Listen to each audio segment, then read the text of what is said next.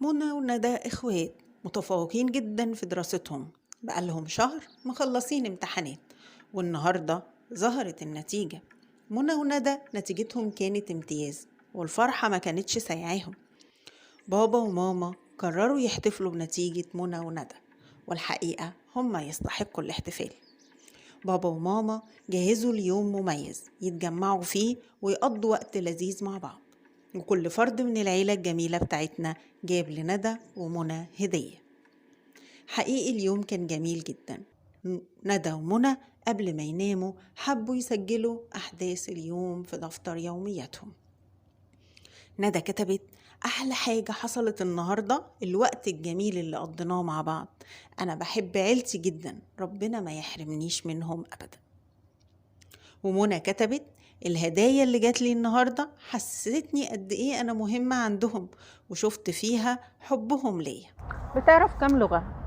كل واحد فينا دلوقتي بيعرف على الأقل لغة 2 3، عربي، انجليزي، فرنساوي، ألماني، إيطالي، أسباني، اللغات كتير. بس يا ترى انت تعرف لغة حبك ايه؟ طب تعرف لغة حب شريك حياتك ايه؟ باباك، مامتك، اخواتك، صحابك، حتى ولادك، يا ترى تعرف ايه هي لغة الحب بتاعتهم؟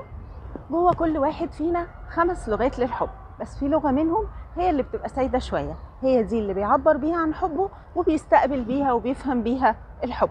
مهم جدا تعرف لغة الحب بتاعتك. في حد هتلاقي لغة الحب بتاعته التلامس الجسدي، يحب الأحضان جدا، هتلاقي ده بصورة واضحة جدا في الأطفال، يحبوا الأحضان، يحبوا الطبطبة، يحبوا ان انت تمسك على ايديهم جامد كده، يحبوا التلامس الجسدي بكل صوره، تملس على شعره. في حد هتلاقي الكواليتي تايم مهم جدا بالنسبه له، لما يبقى قاعد بيتكلم معاك ما يبقاش عايزك تلعب في موبايل، بتعمل حاجه تاني، مركز بطاقتك كلها وتركيزك كله وحضورك كله كامل معاه. في حد تاني يفرق معاه جدا كلمات التشجيع، برافو عليك، الجمال ده، الحلاوه دي، لازم طول الوقت تديله كلمات بتكون ايجابيه وبتشجعه وبتحسسه ان هو احسن حاجه.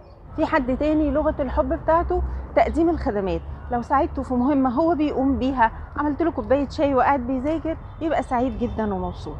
في حد تاني لغه الحب بتاعته الهدايا، ولما بنقول لغه الحب الهدايا مش شرط ان هو حد مادي او عايز حاجات غاليه تتقدم له، لا، هو بيفرق معاه جدا ان انت تقدم له هديه، حتى لو الهديه دي كانت حاجه بسيطه جدا. لما بتعرف لغه الحب بتاعتك وبتاعت الناس قريبه منك، حياتك شكلها بيختلف جدا وجوده علاقاتك بتبقى احسن كتير.